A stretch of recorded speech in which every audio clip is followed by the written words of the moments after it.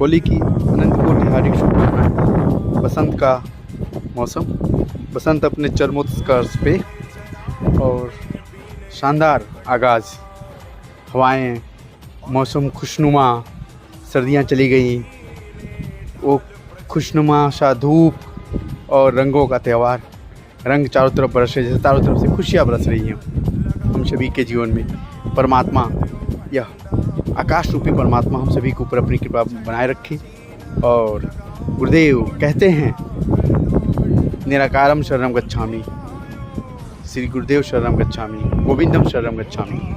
और यह नीली छतरी ही यह परम आनंद है, ये गोविंद है। और गोविंद की कृपा हम सभी पे बनी रहे, हमेशा ही बनी रहे। सब में सुख हो, शांति हो, सद्भावना हो, प्रेम हो, सभी एक दूसरे से प्रेम करें। और इन्हीं शुभकामनाओं के साथ होली की अनंत अनंत शुभकामनाएं।